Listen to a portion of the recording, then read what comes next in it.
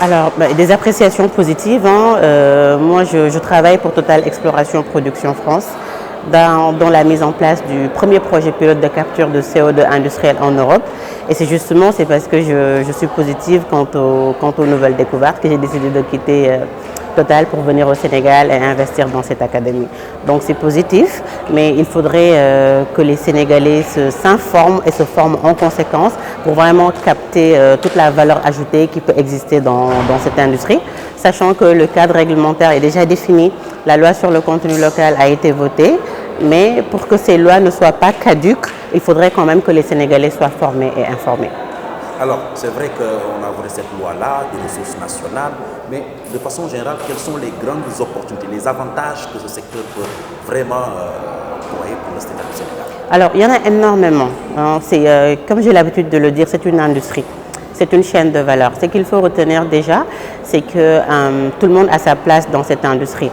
Ça part de l'ouvrier qualifié, du jeune déscolarisé, du jeune qui a eu déjà des formations, des femmes qui peuvent se constituer en GIE pour travailler dans les services pétroliers. Maintenant, comme j'ai l'habitude de le dire, il faut un profiling quand même assez poussé. Chacun, en fonction de son profil et de ses entrées, doit pouvoir se positionner sur cette chaîne de valeur. Mais l'un dans l'autre, tout passera par la formation. Ce sont des métiers nouveaux au Sénégal. En 2023, le Sénégal aura son first oil et son first gaz, Inch'Allah.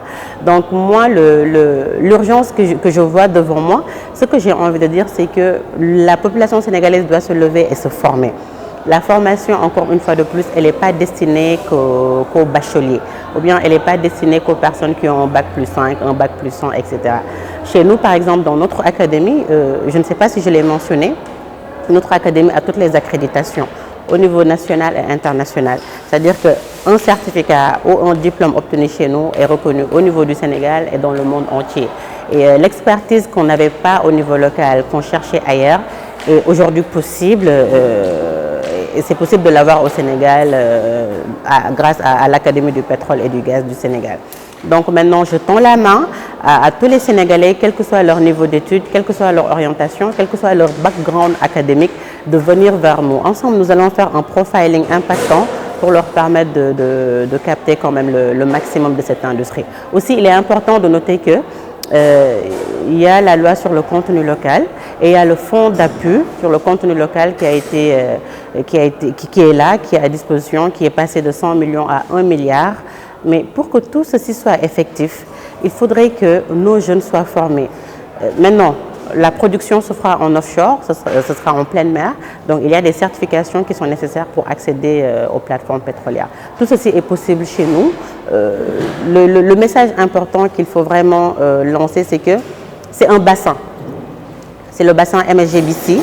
C'est un bassin que nous partageons avec la Mauritanie, les deux Guinées et la Gambie. Maintenant, le Sénégal quand même se positionne comme un hub en matière de formation et de placement de personnel.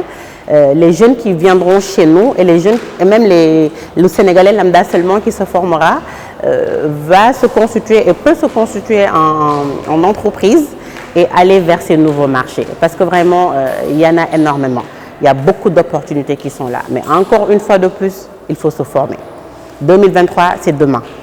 Donc, toutes les décisions qui doivent être prises maintenant, hein, pour que quand même le Sénégalais puisse prendre sa part dans cette nouvelle industrie. Le cadre est là encore une fois de plus, donc c'est à nous de poser les actions impactantes qu'il faut pour ne pas rester en dehors de toutes ces opportunités.